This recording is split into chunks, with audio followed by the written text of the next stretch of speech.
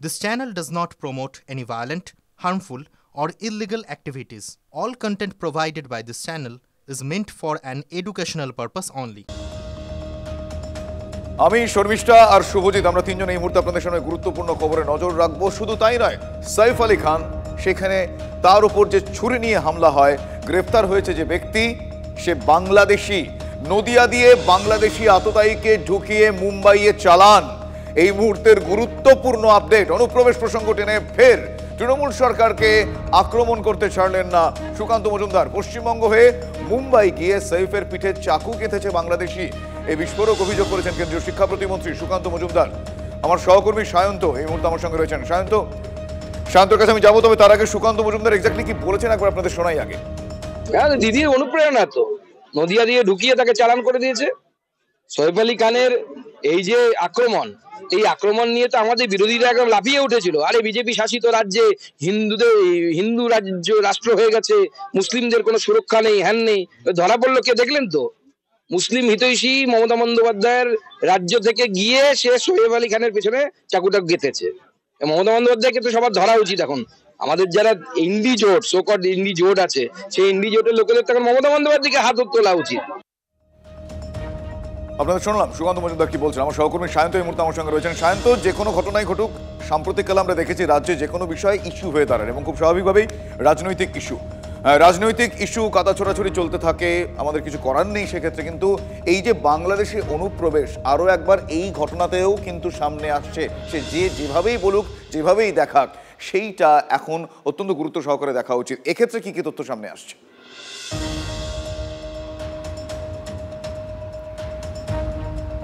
দেখো, অনুপ্রবেশ ইস্যু তো স্বাভাবিকভাবেই ভারতে অত্যন্ত গুরুত্বপূর্ণ ইস্যু হয়ে দাঁড়িয়েছে। কারণ পশ্চিমবঙ্গ তথা যে 6টি ফ্রন্টিয়ার রয়েছে তাতে কিন্তু একাধিক অংশ রয়েছে যা অরক্ষিত, অর্থাৎ কাঁটাতার নেই। স্বাভাবিকভাবেই ভারতের দিকে থাকা বা ভারতীয় ভূখণ্ডে থাকা বেশ কিছু দালাল এই বাংলাদেশি অনুপ্রবেশকারীদের ভারতে ঢুকতে সাহায্য করছে।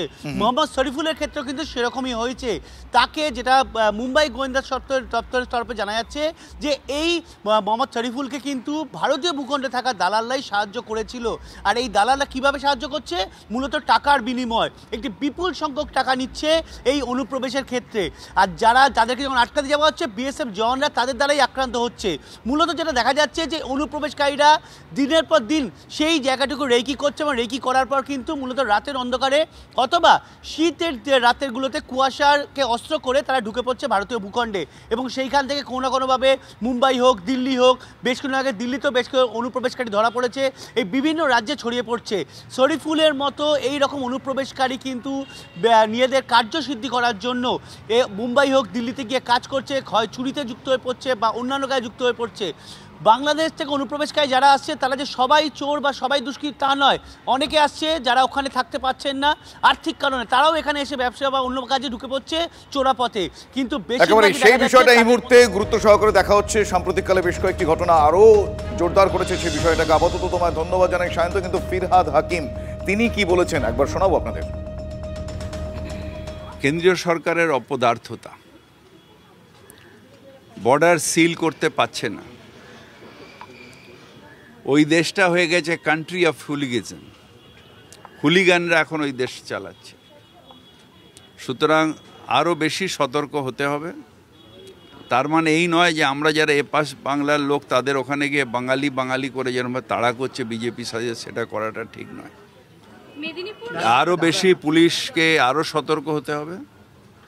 নিশ্চিতভাবে শুধু সাইফ আলী খান নয়, যাতে সাধারণ মানুষের ওপর কোনো রকমভাবে আপদ বিপদ না আসে, অত্যাচার না আসে, ক্রিমিনালরা যাতে সাহস না পায়, সেই জায়গায় পুলিশকে, সে মহারাষ্ট্র পুলিশ হোক বা যে পুলিশই হোক, তাদের ব্যবস্থা নিতে হবে। এবং সবথেকে বেশি হলে বিএসএফকে আরও কড়া হতে হবে। অর্থাৎ সাইফ আলী খানের উপর হামলার ঘটনা, সেই ঘটনাতেও বাংলাদেশি যোগ সামনে এলো। মুম্বাই পুলিশের পক্ষ থেকে আগেই বলে দেওয়া হয়েছে যে মোহাম্মদ শরীফুল ইসলাম, তার কাছ থেকে ভারতীয় কোনো নথি পাওয়া যায়নি, ভারতীয় নাগরিক যে সেই সংক্রান্ত কোনো নথি পাওয়া যায়নি। সে বাংলাদেশি। 5 থেকে 6 মাস আগে সে মুম্বাইতে আসে এবং মুম্বাইতে এসে হাউস কিপিং এজেন্সিতে সে কাজ করতো। এখনো পর্যন্ত প্রাথমিক যা অনুমান রয়েছে তদন্তে, যে চুরির জন্যই সাইফ আলী খানের বাড়িতে পৌঁছে পৌঁছে গিয়েছিল মোহাম্মদ শরীফুল ইসলাম, কিন্তু প্রশ্ন উঠছে এতগুলো নিরাপত্তা বেষ্টনী এড়িয়ে কি করে সে পৌঁছলো, কি করে সাইফ আলী খানের ছোট ছেলে ঘরে সে ঢুকলো? ইতিমধ্যেই তা তদন্ত করে দেখা হবে। मोहम्मद शरीफुल इस्लाम शहजाद, एज 30 ईयर्स। अभी तक की इन्वेस्टिगेशन में ये समझ में आया है कि ये आरोपी चोरी के इरादे से उस घर में उसने एंटर किया था और उस समय पर ये इंसिडेंस हुआ था। इस एक्यूज को कोर्ट में पेश किया जाएगा और पुलिस कस्टडी की रिक्वेस्ट की जाएगी। और there is a primary evidence to anticipate that this accused is Bangladeshi. He doesn't have Indian valid document, and there are some seizures which indicate that he is a Bangladeshi national. जो हमलावर है उसको ठाणे के एक high profile area में उसको पकड़ा गया है। आप देख सकते हैं मेरे बाजू में ये हीरानंदानी स्टेट है, बहुत बड़ी सोसाइटी है, हाई प्रोफाइल सोसाइटी। यहाँ पे बहुत बड़े अक्सर पॉलिटिशियन रहते हैं और उसके पीछे एग्जैक्ट पीछे एक लेबर कैंप है। लेबर कैंप में कुछ मजदूर काम करते और उसके पीछे एक जंगल है, जंगल में उसको आरोपी को पकड़ा गया। रात को इस जंगल में वो छुपा था और उसको मोबाइल उसका जो चालू था उसको मोबाइल के माध्यम से पुलिस ने उसको ढूंढ लिया और उसको पकड़ लिया। इस सारी कार्रवाई में 200 से 300 से ज़्यादा पुलिस और कुछ अधिकारी इसमें शामिल थे। जंगल में छुपा था। इधर पास में एक लेबर कैंप है, लेबर कैंप में 500 मजदूर काम करते हैं। उनको भी रात को पुलिस ने सब उनकी इंक्वायरी की, उनकी पूछताछ की, उनके कमरे में जाके देखा, उनको उसका फोटो देखा है, मोबाइल चेक किए। उनको सब जानकारी के बाद में पुलिस ने उसका मोबाइल ट्रेस किया तो लोकेशन में वो जंगल में लेबर कैंप के एग्जैक्टली पीछे उसका लोकेशन मिला। फिर बाद में उन्होंने पुलिस ने उसको इस जगह जंगल से उसको पकड़ लिया। অর্থাৎ মুম্বাই পুলিশ পরিষ্কার জানিয়ে দিচ্ছে মোহাম্মদ শরীফুল ইসলাম সে বাংলাদেশের বাসিন্দা। এই রাজ্যের বিরোধীরা রাজনীতি করছে, বলছে যে শরীফুল ইসলাম আমাদের রাজ্য হয়ে মুম্বাইয়ে পৌঁছে গিয়েছিল। এই তো গেল রাজনৈতিক কাদা ছোড়াছড়ি। কিন্তু প্রাক্তন এনএসজি কর্তা দীপাঞ্জন চক্রবর্তী তিনি কি বলছেন, কারণ যে সোসাইটির ছবি আপনাদের সামনে তুলে ধরলাম সেই সোসাইটির খুব কাছেই থাকেন এই দীপাঞ্জন বাবু। তিনি কি বলছেন, সেখানকার নিরাপত্তা কেমন হয়, কি করে সে এই নিরাপত্তা পেরিয়ে গেল, প্রশ্ন তুলছেন তিনিও। নিঃসন্দেহে বলবো যে সেখানে বম্বেতে যে হাউসকিপিং এজেন্সিতে কাজ করছে তাদের মালিককে ইমিডিয়েটলি পুলিশের উচিত গ্রেফতার করা। কারণ এই হাউসকিপিং এর লোকরা যে কোনো বাড়িতে যে কোনো জায়গায় প্রবেশ করে যেতে পারে এবং সেখানে হাউসকিপিং কোম্পানির মালিক তারা যদি প্রপার ভেরিফিকেশন না করে তাকে ইমিডিয়েট কাস্টাডিতে নাও। দ্বিতীয়ত সে ভারতবর্ষে ঢুকছে কোথায়, সে ঢুকছে পশ্চিমবঙ্গ এবং দুর্ভাগ্যজনক ভাবে এমন একটা দিন এসে যাচ্ছে যেখানে সারা ভারতবর্ষে যেখানে যা অপরাধ হবে তার সঙ্গে কোথাও না কোথাও বাংলাদেশের যোগ হবে এবং বদনামটা হবে যে সমস্ত মেহনতি মানুষ পশ্চিমবঙ্গ থেকে চাকরির জন্য ভারতবর্ষের বিভিন্ন জায়গায় ছড়িয়ে পড়ছে তাদের এক ক্যাটাগরিতে নিয়ে আসা হচ্ছে। বাংলা ভাষায় কথা বললেই এখন আপনি বাংলাদেশি বলে পুলিশের চোখে ধরা পড়ছেন, যেটা ন্যায়সঙ্গত।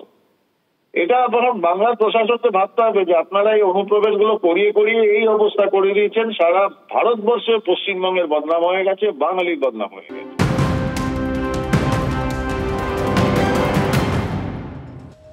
এদিকে মালদার তৃণমূল কংগ্রেস নেতা দুলাল সরকার খুনের 17 দিনের মাথায় ফের গ্রেপ্তার। এই নিয়ে গ্রেপ্তারের সংখ্যা হলো 8। গ্রেপ্তার করা হয়েছে বিহারের পুনিয়া থেকে শার্প শুটার মোহাম্মদ আশরাফকে। তিনি শার্প শুটার যেমনটা জানতে পারা গেছে বাইরে অপেক্ষা করেছিল এই মোহাম্মদ আশরাফ। যদি ভেতরে শার্প শুটাররা ব্যর্থ হয় তাহলে এই শার্প শুটার গিয়ে শুট করতে, এমনটাই প্রাথমিকভাবে অনুমান করছেন গোয়েন্দারা। সুবোধোষ আমাদের সঙ্গে রয়েছেন, আমাদের সহকর্মী সুবোধোষ। একটা গ্রেপ্তারের বিষয়ে জানতে পারবো, এর নামটা কোথা থেকে উঠে এলো, কিভাবে সিটের আধিকারিকরা গ্রেপ্তার করলো। 2, মুখ্যমন্ত্রীর সফরের আগে রাজীব কুমারের সফরের পরে পুলিশি তদন্তে কি কোনো গতি এসেছে?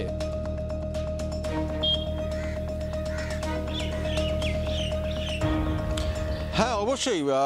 কারণ রাজীব কুমারের সফরের পরে অনেক গতি শুধু এসেছে না, সেই গতিও মানে দুরন্ত বেগে চলছে। কারণ ডিজি মালদা ছাড়ার সঙ্গে সঙ্গেই কালিয়াচকের যে খুন বা এই হামলার ঘটনায় মূল অভিযুক্ত গ্রেপ্তার হয়েছে এবং তারপরেই দেখা যাচ্ছে আগামীকাল যেখানে মালদায় ঢুকছেন মুখ্যমন্ত্রী, ঠিক তার আগে এই এই এই এই দুষ্কৃতীকে কিন্তু গ্রেপ্তার করলো হচ্ছে পুলিশ, এবং বিহার থেকে পূর্ণিয়া থেকে তাকে গ্রেপ্তার করে আনা হলো। তো ফলে দুটো ঘটনাতেই, কালিয়াচক এবং দুলাল সরকার খুনের ঘটনা, দুই ঘটনাতেই পুলিশের গতি এখন অনেকটাই বেড়েছে, এটা নির্দ্বিধায় বলা যায়। এর পাশাপাশি তোমাকে যেটা বলছি যে এই ব্যক্তি কিন্তু সেই শার্প শুটার যার হাতে মূল দায়িত্ব ছিল বলেই জানা গেছে, এবং সে বাইরে অপেক্ষা করছিল, এবং তারা কিন্তু এখনো পর্যন্ত যেহেতু স্বপন শর্মা এই পুরো ছকটা করেছিল, এবং যেটা পুলিশ সূত্রে আমরা পাচ্ছি নরেন্দ্র তিওয়ারি যাকে পুলিশ গ্রেপ্তার করেছে, তৃণমূলের টাউন সভাপতি, তার সে নাকি স্বপন শর্মার উপর নির্ভর করেছিল এবং স্বপন শর্মার মাধ্যমেই এই ছকটা তৈরি করেছিল। স্বপন শর্মা এই রোহনের মাধ্যমে বিহারের এই 3 শার্প শুটারের সঙ্গে যোগাযোগ করে, যাদের মধ্যে 2 জন অলরেডি আগেই গ্রেপ্তার হয়েছে, এবং এই তৃতীয় ব্যক্তি এর কাঁধে দায়িত্ব ছিল প্ল্যান বিটা করার। মানে যখন এরা 3 জন মিলে যখন আসে, বাকিরা যখন চারিদিকে যখন সেই ঘটনাস্থলে ওয়াচ করছিল, তখন এ বাইরে মোটরসাইকেলে বসে স্টার্ট দিয়ে রেখেছিল, এবং 2 জন শুটার দুলাল সরকারের পেছনে ধাওয়া করে এবং তাকে ফায়ার করে, এবং গুলি চালাতে চালাতেই ঢোকে, যে দৃশ্য আমরা দেখেছি সিসিটিভি ফুটেজে।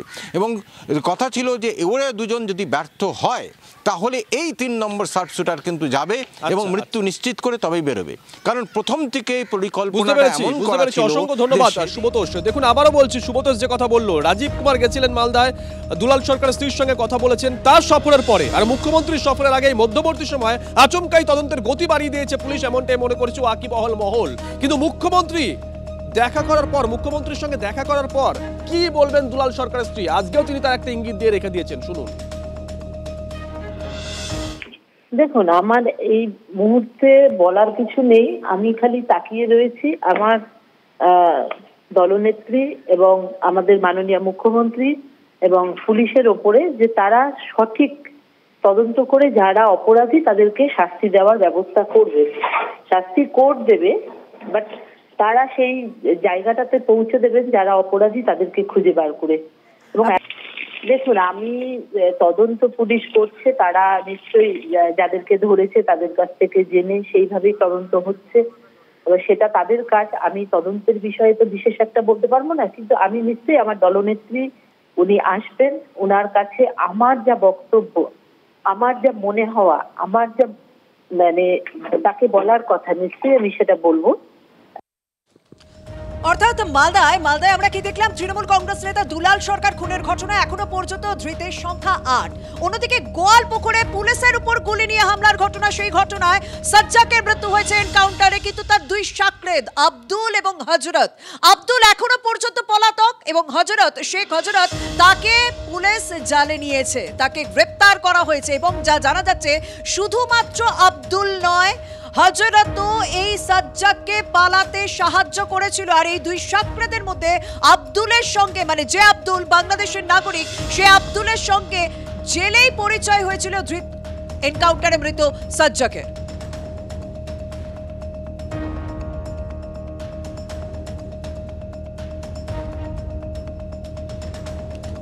দেখুন, আবারও বলছি যে যখন রাজীব কুমার মালদা সফরে গেলেন তখন হঠাৎ করেই তদন্তের একটা গতি বেড়ে গেছে। শর্মিষ্ঠ যে কথা বলছিল, হঠাৎ করেই তদন্তের গতি দেখা যাচ্ছে অন্য জায়গাতেও, কিন্তু কলকাতায় সল্ট লেকে সেখানে প্রমোটারকে পিটিয়েছে। আজকে 38 দিন হয়ে গেল, এখনো অধরা তৃণমূল কংগ্রেস কাউন্সিলর সমরেশ চক্রবর্তী। আর এখানেই প্রশ্ন উঠছে, তাহলে কি কোথাও একেবারে দিনক্ষণ ব্যক্তি বিশেষ দেখেই তদন্তের গতি বাড়াচ্ছে পুলিশ? এই প্রশ্ন কিন্তু ইতিমধ্যেই তুলতে শুরু করে দিয়েছেন অনেকেই।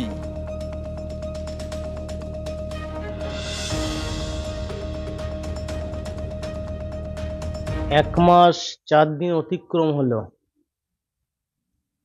মূল অভিযুক্ত তোলাবাজ councillor Samaresh Chakraborty, Bidhannagar municipal corporation 9 নম্বর ওয়ার্ড, এখনো পর্যন্ত ধরা পড়ল না।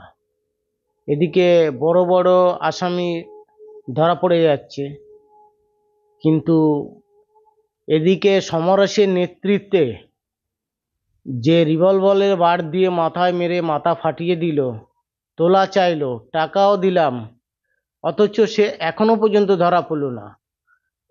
প্রভাবশালী কাউন্সিলর বলে এখনো পর্যন্ত সে ধরা পড়ছে না। খুব চিন্তিত, আতঙ্কিত। আজকে আমি আবার বাগুইআটি থানায় যাব, কেচের কতদূর মুভমেন্ট কি হচ্ছে সেটা জানার জন্য। পুলিশ তো আমাকে ভরসা দিচ্ছে যে খুব তাড়াতাড়ি ধরবে, কিন্তু আমি এখনো পর্যন্ত সেরকম কিছু পাইনি বা দেখতে পাচ্ছি না, যত সময় না মূল অভিযুক্ত সমরেশ চক্রবর্তী অ্যারেস্ট হবে। ও তো ধরবে না, পয়সা দেয়া আছে। পুলিশ মাঝে মাঝে ভাগ নিত, কোথা থেকে ধরবে? যে টাকাটা ও তুলতো তার ভাগের মাল তো যেত পুলিশের কাছে। পুলিশের ক্ষমতা আছে নাকি?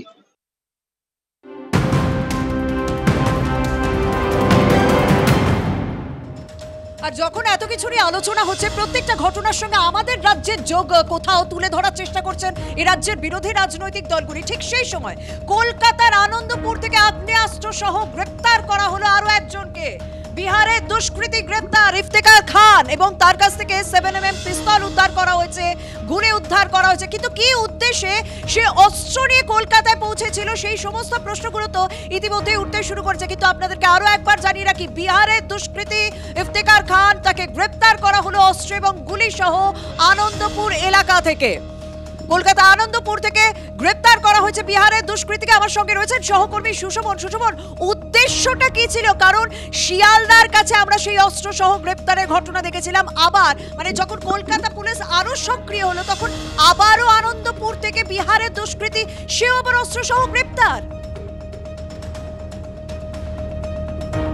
দেখো, উদ্দেশ্য কি ছিল এটাই মূলত এই মুহূর্তে জানার চেষ্টা করা হচ্ছে। সেই জন্য পুলিশ হেফাজতের আবেদন করা হচ্ছে, তা মঞ্জুর হলে মূলত সে অস্ত্র নিয়ে, এই 7mm পিস্তল নিয়ে এবং গুলি নিয়ে চৌবাগার সেখানে কি করছিল, একেবারে কোনো অপারেশন না এই অস্ত্র অন্য কারোর কাছে হাত বদল হতো, সেটাই জানার চেষ্টা করছে। তুমি যেহেতু শিয়ালদার যে কথা বলছো, গোয়েন্দারা এইটাই মাথায় রাখছে। একদিকে শিয়ালদায় অস্ত্র উদ্ধার হয়েছে, অন্যদিকে কসবায় তৃণমূলের এক কাউন্সিলরকে খুনের চেষ্টা করা হলো। চৌবাগা থেকে কিন্তু কসবার যে ভৌগোলিক দূরত্ব খুব একটা বেশি নয়, অর্থাৎ এই কলকাতার বুকে বসে সেখানে অস্ত্র রাখা বিহারের এক বাসিন্দা কি কারণে আসা, কোন পথে আসা এবং কাকে দেওয়া, এই পুরো বিষয়টা কিন্তু এখনো পর্যন্ত গোয়েন্দাদের কাছে স্পষ্ট নয়। একদম স্বাভাবিক, এই বিষয়গুলো ইতিমধ্যে তদন্তকারী আধিকারিকদের ভাবাচ্ছে। অনেক ধন্যবাদ সুশোভন।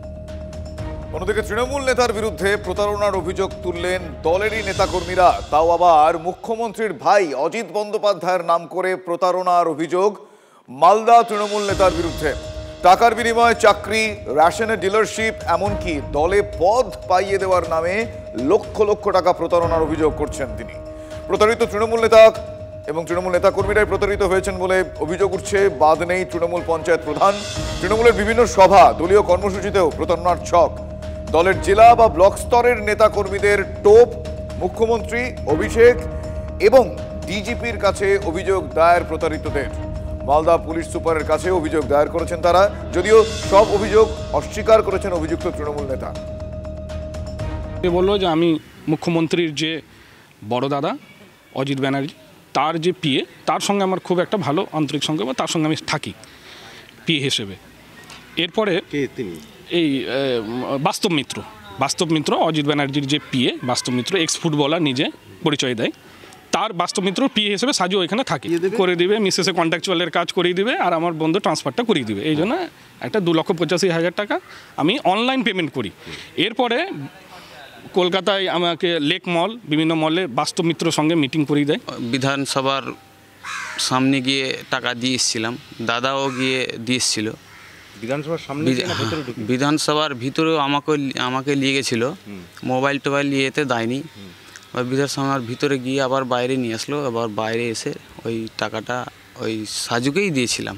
আমার মতো যারা প্রতারিত হয়েছে এখানে অনেকে, তারা সবাই আমরা মুখ্যমন্ত্রী এবং অভিষেক ব্যানার্জি স্যারের কাছে আমরা দ্বারস্থ হচ্ছি যে উনি যাতে আমাদের ব্যাপারটা মানে মানবিকতার খাতিরে দেখুন। না ফালতু কথা, এইসব রং ইনফরমেশন। তো আমি যে সমস্ত বিষয় নিয়ে জানি না, আপনি এই এলিগেশনগুলো আমি জানি না, তো এগুলো তো আমার বিষয় নয়। এখন কাকে ফোন করেছেন, কারা কি করছে না করছে, সেটা তো আমার পক্ষে জানাটা সম্ভব নয়। প্রভাবশালী নেতাদের মদতে এই প্রতারণার জাল ক্রমশই বিস্তৃত হচ্ছে গোটা রাজ্য জুড়ে, যেখানে প্রতারিত হচ্ছে তৃণমূলের নেতাকর্মীরাই।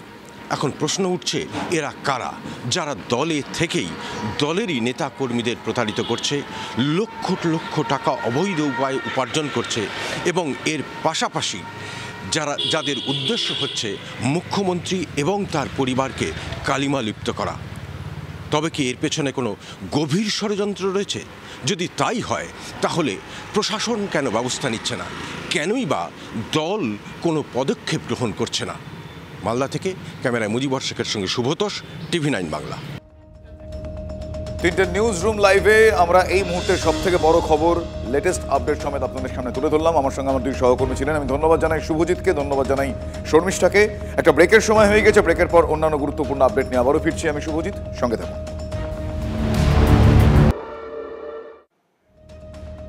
গতকাল দোষী সাব্যস্ত হয়েছেন সঞ্জয় রায়। আগামীকাল তিলোত্তমা ধর্ষণ খুন কাণ্ডের সাজা ঘোষণা। গতকাল দোষী সাব্যস্ত করে তাকে শিয়ালদা আদালত। বিএনএস এর 3টি ধারায় দোষী সাব্যস্ত এই সঞ্জয়। কাল বেলা 12:30টায় শুনানির পর সাজা ঘোষণা। সঞ্জয়ের সর্বোচ্চ শাস্তি মৃত্যুদণ্ডও হতে পারে। প্রকৃত অপরাধীরা এখনো সামনে আসেনি। ডিএনএ পরীক্ষার রিপোর্টে অন্যের উপস্থিতি স্পষ্ট। চেস্ট মেডিসিন ডিপার্টমেন্টের লোক জড়িত। গতকাল রায় ঘোষণার পর TV9 বাংলায় এসে বিস্ফোরক দাবি করলেন তিলোত্তমার পরিবার। শিয়ালদা কোর্টের যিনি বিচারক, তিনি যে আলোকপাত করেছেন এই বিচার ব্যবস্থার উপরে আমাদের যে বিশ্বাস সেটাকে উনি রেখেছেন, এবং যাতে দ্বিতীয় সিঁড়িতে আমরা উঠতে পারি বিচার ব্যবস্থার, সেই ব্যবস্থা উনি আশা করি সোমবার দিন সেই জাজমেন্টের মধ্যে রাখবেন। প্রকৃত অপরাধীরা এখনও সামনে আসেনি। ডিএনএ টেস্ট যেটুকু দেখবেন আপনার ভাইরাল হয়েছে, এবং আপনাদের চ্যানেলের মাধ্যমে আমরা জানতে পেরেছি, সিবিআই আমাদের কোনোদিন বলেনি। ডিএনএ টেস্টে ডিএনএর যে রিপোর্ট তাতে দেখা যাচ্ছে অন্যের উপস্থিতি পরিষ্কার বোঝা যাচ্ছে। যারা প্যাথোলজির ছাত্র এবং ডিএনএ বিশেষজ্ঞ আমাদের সঙ্গে কথা বলেছেন, সেখানে অন্যের উপস্থিতি একদম পরিষ্কার আছে। আমাদের তো প্রথম দিন থেকেই ধারণা যে একা সঞ্জয়ের পক্ষে ঘটনা সম্ভব নয়, অনেক লোক আছে জড়িত, এবং চেস্ট মেডিসিন ডিপার্টমেন্টের লোক এই আমার মেয়ের এই খুন ধর্ষণের সঙ্গে জড়িত আছে। সিবিআই তাদের বলছে লাইট ডিটেক্টর টেস্ট করেছি, ভয়েস স্যাম্পেল করেছি, কিন্তু ডিএনএ রিপোর্ট যে কী করেছে সেটা কিন্তু সিবিআই আমাদের কখনো বলেনি। সিবিআই আজ পর্যন্ত আমাদের কাছে কোনো কিছু তদন্তের গতি প্রকৃতি সম্বন্ধে কোনোরকমভাবে মুখ খোলেনি। যখনই আমরা আমাদের বাড়িতে আসলে জিজ্ঞেস করতাম, তখনই বলতো তদন্ত আগে বাড়ছে। কি আগে বাড়িয়েছে সে তার প্রতিফলন আজ পর্যন্ত আমরা দেখতে পাইনি। সিএফএসএল রিপোর্ট বলছে যেভাবে দেহটা ছিল এবং ওখানে যে ধস্তাধস্তির কোনো চিহ্ন নেই, তাই ওখানে এই খুন ধর্ষণ ঘটেনি। তাহলে সেমিনার হল ঘটনাস্থল নয়। তাহলে সিবিআই কি তদন্ত করেছে? পুলিশ 5 দিনে যেটা করেছিল সিবিআই সেটাতেই তকমা লাগিয়েছে। তাছাড়া সন্দীপ ঘোষ এবং টালা থানার অসিকে যে ধরেছিল সেখানেও সিবিআই চার্জশিটই দিল না। 90 দিন পার হওয়ার পরেও তাদের চার্জশিট দিল না। তাহলে কি তাদের বিরুদ্ধে কোনোই তথ্য প্রমাণ ছিল না? এমনিই তাদের ধরে নিয়েছে? এটা তো সিবিআইকেই আমার কোশ্চেন। সিবিআই আমাদের সঙ্গে কখনো কোনো যোগাযোগ করে না। আগে একটু ফোন করলে ধরতো, এখন তাও ধরে না। কি তদন্ত করেছে ওরাই জানে।